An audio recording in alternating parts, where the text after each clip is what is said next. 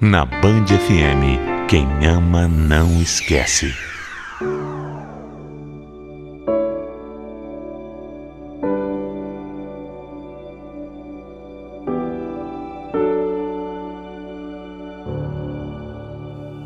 Por amor, tudo vale. Inclusive, às vezes, deixar de lado o nosso próprio eu. Amar é ceder. É, se preciso for, colocar as vontades do outro acima das suas. Orgulho, ego, vaidade. Tudo isso atrapalha. Tudo isso acaba destruindo o amor. Há alguns anos, quando eu ainda estava na faculdade, eu conheci a Beatriz. Quando eu vi a Bia pela primeira vez, fiquei hipnotizado. Linda, maravilhosa, perfeita. A melhor parte do meu dia era ter o prazer de simplesmente ver a Beatriz. Eu sabia que tinham muitos outros caras de olho nela, mas eu precisava tentar. Eu precisava tentar ter alguma coisa com aquela mulher. Eu me apaixonei aos poucos. A gente foi conversando, se identificando e viramos amigos. Mas eu queria mais do que ser amigo, né? Então, eu criei coragem e um dia abri meu coração. Falei tudo para ela. Mas para ela não era assim. Para ela, o sentimento era só de amizade. Ela deixou isso bem claro. Eu entendi e respeitei. Mas disse que se fosse só amizade, então eu preferia me afastar, porque eu realmente, naquela época, estava gostando demais dela. E aquela proximidade toda me fazia mal. Acho que ela não entendia realmente o tanto que ela me fazia bem. Só de estar perto. Só de entrar pela porta da sala de aula todos os dias. Só de existir. Eu percebi que gostava mais dela do que eu mesmo pensava. Então, decidi mesmo ir me afastando para não me magoar. Oi, tchau e mais nada. Foi o jeito que eu encontrei de sofrer menos. No começo foi muito difícil, mas o tempo foi passando e eu me acostumei. Tive que tirar aquela mulher da cabeça, mas é bem nessas horas que tudo costuma mudar. Eu já estava seguindo em frente quando a Beatriz me chamou para uma conversa. Oi, Jonathan. A gente pode conversar um pouquinho? Oi, claro, pode ser. Você está com dúvida em alguma coisa da matéria? Não tô com dúvida não. É que eu percebi que você tá se afastando de mim ultimamente. Sei lá, eu tô sentindo você meio longe, sabe? E era tão bom quando a gente tinha... Eu tô sentindo muito a sua falta. Bom, sei lá. Eu percebi que isso pode significar alguma coisa. Eu andei pensando muito e se você ainda quiser... Se eu não tiver desperdiçado a minha chance, eu queria que... Bom, eu queria que a gente tentasse. Pra valer. Tô falando de namoro mesmo. Ela mandou assim na lata. A gente tinha só uma amizade. E quando eu me distanciei, ela me pediu em namoro. Eu juro que fui pego de surpresa. Eu não sabia nem como reagir. Pensei até que, na hora, fosse uma brincadeira. Mas mesmo que fosse brincadeira, eu respondi que sim, óbvio. Era tudo o que eu mais queria. Na verdade, eu nunca imaginei que me afastar faria ela sentir a minha falta. Mas aconteceu. E foi ótimo. Naquele mesmo dia, ela saiu mandando mensagens no grupo que a gente tinha na faculdade, contando para todo mundo que nós estávamos namorando. Olha, parecia que era um recado para todas as meninas, do tipo, olha, a partir de agora tirem o olho que ele agora é meu, hein? Eu nem estava acreditando. Eu tinha conquistado a mulher mais incrível do mundo. Só que no começo, ela não se entregou tão fácil. Foi até um pouco estranho. Mesmo ela praticamente tendo me pedido em namoro, a gente demorou uma semana para dar nosso primeiro beijo. Sério, ela ficava fazendo charme. Mas aí rolou e foi incrível. Eu resolvi até ir à casa dos pais dela para pedir-lhe namoro. O pai dela perguntou se eu sabia onde eu estava me metendo, que a filha dele era geniosa, tinha um temperamento forte e que não era fácil de conviver. Eu ainda não sabia como seria namorar com a Beatriz, mas que eu estava tão apaixonado, que de cara eu falei que encarava qualquer defeito que ela pudesse ter. E foi exatamente dessa forma. Depois de um tempo, a gente resolveu se casar. Foi tudo muito rápido e intenso. Eu amava a Bia e ela me amava também. Então, nós decidimos morar juntos. Primeiro, nós decidimos ficar na casa dos pais dela, enquanto juntávamos dinheiro. Juntamos e compramos a nossa casinha, que ficaria pronta depois de 2 anos.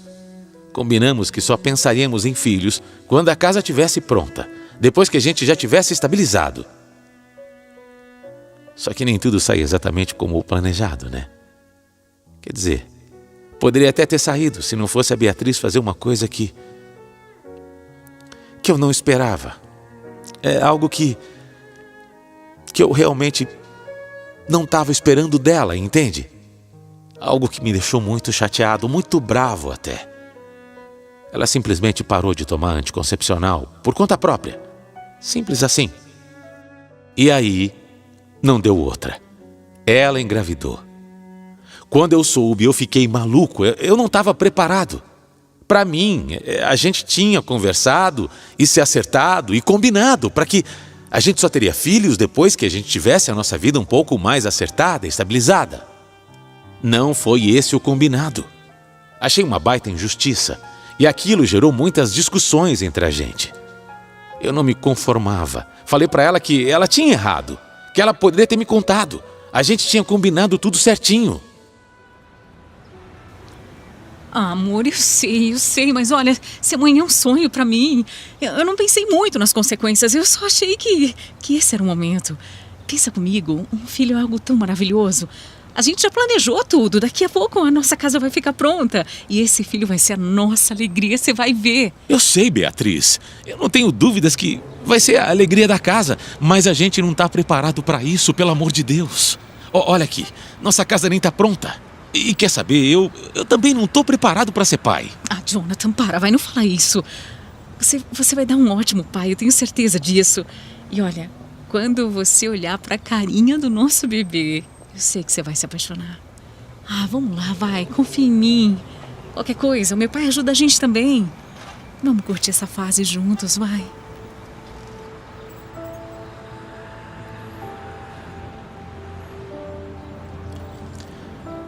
Ela tomou aquela decisão sozinha. Mas o fato é que eu seria pai e não tinha como voltar atrás. Estava feito. No começo eu não aceitava direito. Eu não estava me sentindo pronto. Filho é uma responsabilidade muito grande. A verdade é que eu estava apavorado. É isso, eu estava com medo. Eu tinha medo de não ser um bom pai, de não dar conta, de não ter dinheiro. Com a nossa casa que não estava nem pronta. Me preocupava com a Beatriz, com a saúde deles, tudo me preocupava. E isso me tirou várias noites de sono. Demorou muito para eu conseguir digerir a notícia, aquilo tudo que estava acontecendo. E quando eu finalmente consegui aceitar, quando eu estava ficando um pouco mais tranquilo e entendendo toda aquela situação,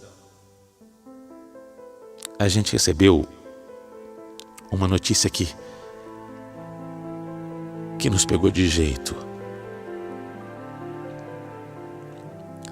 A gente descobriu que a nossa bebê, a nossa filha, ela estava com um problema.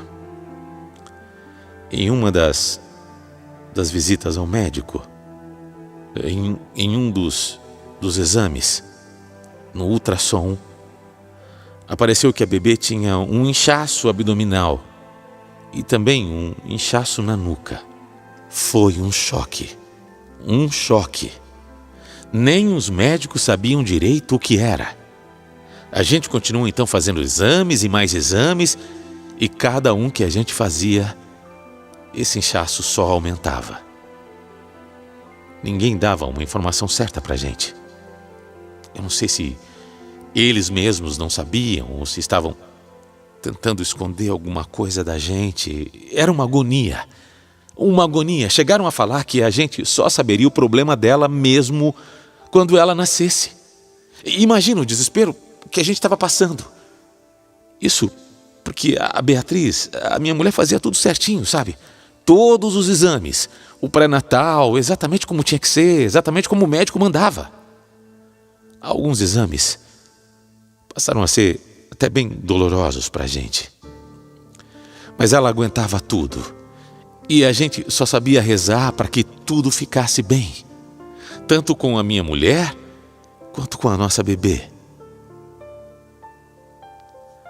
A gravidez se tornou uma gravidez de risco. As notícias ruins não paravam de chegar. A Beatriz teve 2 cistos no ovário e aí precisaram fazer o parto às pressas. Minha filha acabou nascendo com 8 meses. Pequena, frágil, super fraquinha. Foi só aí, só depois que ela nasceu, que nós descobrimos que ela tinha uma doença chamada hidropisia fetal. É uma doença rara e o tratamento é muito difícil. Aí a gente entrou em desespero porque os médicos falaram que a gente podia até perder a nossa filha. Mas a gente não queria nem pensar nessa hipótese. Eu pedia muito, muito a Deus para que aquele serzinho tão pequeno fosse forte o suficiente para lutar pela vida.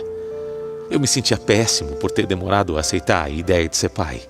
Naquele momento eu só queria pegar a Rebeca, a nossa filhinha, no colo e sair daquele hospital, com ela bem, com ela com saúde.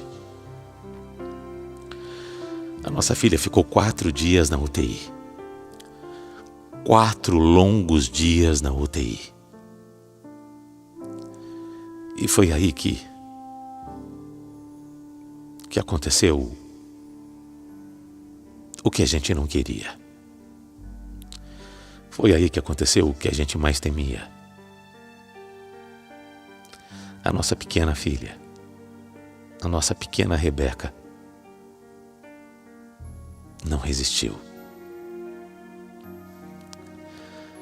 Ela nos deixou e foi morar no céu.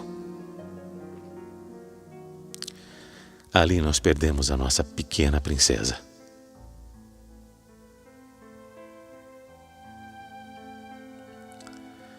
Foi somente a partir daí, com a nossa filha já sem vida, que a Beatriz pôde segurar a filha. Você tem noção do que é isso? Você tem noção do que é ver a sua esposa com a sua filha já sem vida, no colo? Eu não consigo nem lembrar daquilo. Ainda dói muito, uma imagem triste, uma imagem de muita dor para nós. Depois disso, veio uma fase muito difícil.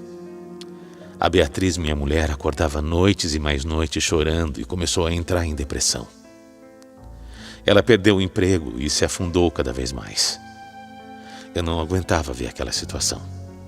Eu não aguentava ver aquilo e não poder fazer muita coisa. Juro, tentei de tudo. A gente tentou sair, viajar, passear, eu até me endividei, mas eu sabia que a gente precisava. Nós mudamos para nossa casa, tão linda, tão planejada, sonhada, mas nada melhorava. Nada fazia a Beatriz melhorar. Então nosso casamento foi enfraquecendo, ficando cada vez mais desgastado. Cada vez a gente começou a se distanciar, a brigar. A gente simplesmente não se entendia mais. Eu falei para ela em uma conversa que não estava dando, que a gente precisava mudar para continuar junto. Quer saber, Jonathan? É isso. Não dá mesmo. Não dá, eu vou embora. É isso. Se não dá mais, eu arrumo as minhas coisas e eu vou embora. É simples assim, tá bom pra você? Aqui, Beatriz, se você quer ir embora, eu não vou impedir. Aliás, eu não posso impedir. Eu não vou te forçar a nada. Se você quer ir, se é essa a sua vontade, se é isso que você tá sentindo, fica à vontade, pode ir. Tá bom. Então, se é assim, eu vou. Já que você não vai me impedir, né? Eu vou embora. Vai ser melhor pros dois assim mesmo. Eu deixei mesmo. Vi a mulher da minha vida arrumando as coisas e indo embora.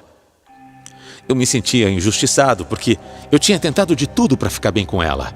Tinha tentado de tudo mesmo, abrir mão de qualquer coisa, da minha vida, abrir mão de muita coisa. Mas ela não mudava. Por orgulho, eu vi aquela cena. Ela indo embora, deixando a nossa casa. E eu não tentei impedir. A Beatriz achava que eu tinha que ter feito mais. Tinha que ter impedido, tinha que ter pedido para ela ficar, implorado. Na verdade, nós dois agimos como duas crianças mimadas. Por puro orgulho dos dois, ela foi embora. Ela foi e eu deixei. Olhando para trás hoje, eu vejo que faltou muita humildade dos dois. Se a gente tivesse tido um pouco mais de sabedoria, de empatia, a gente ainda estaria junto. Eu admito hoje o meu erro. E eu digo sem vergonha nenhuma que eu preciso da Beatriz. A gente passou por tanta coisa junto e eu acho também que aquela carga, sabe? Aquele momento todo que a gente não conseguiu lidar com aquela situação. Foi um pouco de imaturidade também da nossa parte. Mas eu quero dizer que nos 7 anos que eu tive junto dessa mulher, eu sempre amei demais. A Beatriz sempre foi tudo, o meu mundo. Se eu estou aqui hoje contando a história, é para reafirmar isso. Eu amo a Beatriz. Não tem nada que eu queria mais nesse mundo do que voltar a viver com ela. Voltar a viver com ela na nossa casinha. Eu penso muito na nossa filha. E sei que ainda é muito duro para a Beatriz. Mas eu me digo todos os dias que Deus tinha um plano maior para a Rebeca. Deus sabe o que faz. Olha, está fazendo 1 mês que a gente se separou. E eu só posso dizer uma coisa. Eu estou sofrendo muito. Não foi um término por falta de amor. Foi por uma crise, por orgulho, por ego, porque nenhum dos dois quis ceder. Foi só uma crise. Uma crise de 7 anos. Uma crise diante de uma situação, de um problema que a gente estava passando juntos. Beatriz, eu sei que você está ouvindo a nossa história e eu quero te dizer uma coisa. Você é e sempre será especial para mim, estando do meu lado ou não. O ego falou mais alto naquele dia e nós precisamos conquistar a confiança um do outro novamente. Na realidade, os dois precisam mudar, os dois. E eu estou disposto a fazer a minha parte, mas eu preciso que você venha comigo nessa. É ceder para ganhar. Esse é o lema. Vamos deixar para trás, vamos abrir mão do nosso ego, sabe? Olha, quando a gente está num relacionamento, a gente precisa entender o lado do outro. E aquela briga foi pura imaturidade nossa. Foi uma falta de humildade, falta de reconhecer os erros do nosso dia a dia, das duas partes. Beatriz, olha aqui. A gente tem tudo para superar isso. Você sempre me dizia que eu não demonstrava os meus sentimentos. E hoje eu estou aqui, contando para todo mundo, para o Brasil inteiro, para todo mundo ouvir, que eu preciso de você. Nós temos uma história linda juntos. Nós conquistamos tanta coisa, nós superamos tanta coisa. Olha tudo o que a gente passou. A gente não pode deixar que as nossas brigas estraguem tudo. Não vamos deixar, por favor. Eu estou disposto. Eu estou disposto a qualquer coisa, esteja também. Vamos continuar? Vamos continuar de onde a gente parou. Me dá essa chance, por favor. Dá essa chance para nós. A gente merece. E a gente vai ser muito feliz.